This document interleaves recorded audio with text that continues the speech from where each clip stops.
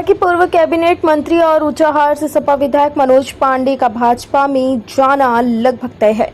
संभावना व्यक्त की जा रही है कि कल गृह मंत्री अमित शाह की रैली के दौरान मंच पर मनोज पांडे मौजूद रहेंगे और वहीं औपचारिक रूप से उन्हें भाजपा में शामिल कराया जाएगा। माना जा रहा है कि मंच पर गृह मंत्री अमित शाह और भाजपा अध्यक्ष जेपी नड्डा की मौजूदगी में मनोज पांडे भाजपा में शामिल होंगे। अमित शाह की कल 11 बजे जगतपुर में रैली प्रस्तावित है। हालांकि मनोज पांडे ने खुद के भाजपा में जाने को लेकर कोई खुलासा तो नहीं किया, लेकिन इस दौरान उन्होंने बिना नाम लिए सपा को जमकर कोसा है। उन्होंने कहा कि इस देश के कड़कड़ में राम है और हमारी संस्कृति उनसे जुड़ी हुई है। ऐसे में कोई दल उनसे रामचरितमानस की प्रतियां जलाने को कहे या भगवान राम को अशब्द कहने को मजबूर करे तो वह ऐसे दल में रहना पसंद नहीं करेंगे। मनोज पांडे ने कहा कि जहां एक तरफ अमित शाह में सरदार पटेल की तरह देश को सुरक्षित बनाने की क्षमता है, वहीं प्रधानमंत्री मोदी और सीएम योगी देश को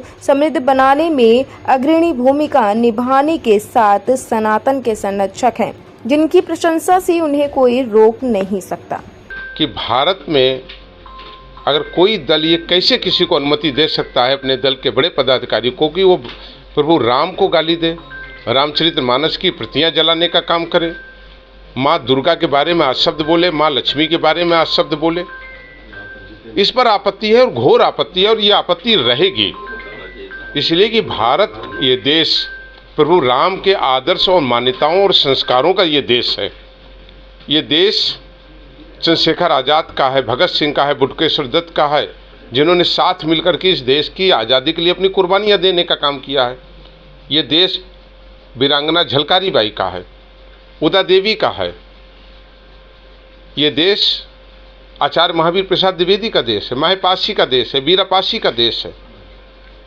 इस देश में किसी भी व्यक्ति को किसी जात और धर्म के बारे में अशब्द बोलने का अधिकार न भारत का संविधान देता है और न भारत का संस्कार देता है। इस पर हमारी आपत्ति थी, आपत्ति है। रही बात मनोज पांडे को, इस बात का गर्व है कि न केवल रायबरेली बल्कि प्रदेश के लोगों की, जो हमसे बड़े हैं छोटे हैं, सबका आशीर्वाद और स्नेह, अपनत्व और विश्वास रहता है। यही मेरी पूंजी है। वो विश्वास हम पर बना रहे, कोई दल रहे या न रहे, मनोज पांडे के लिए ये जरूरी नहीं है। मनोज पांडे के लिए जरूरी है और मेरा एकदम स्पष्ट मानना है कि जो राम का नहीं है वो इस देश में किसी काम का नहीं है।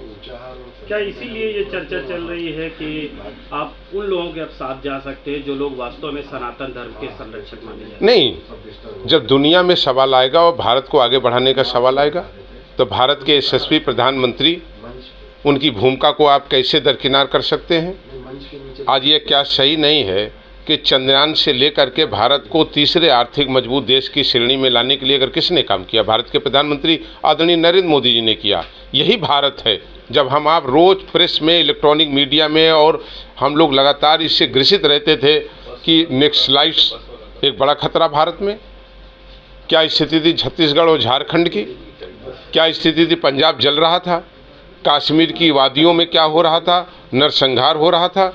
मैं बधाई दूंगा भारत के यशस्वी गृह मंत्री, और मैं पूरी मजबूती से कहता हूं कि भारत के गृह मंत्री कि अगर आप चेहरे को देखें तो लौह पुरुष सरदार वल्लभ भाई पटेल की झलक दिखाई देती है, जिन्होंने कम से कम भारत को कश्मीर से लेकर कन्याकुमारी तक हमारी जो आंतरिक सुरक्षा थी उसको ठीक करने का काम किया और एक रूपता लाने का काम किया।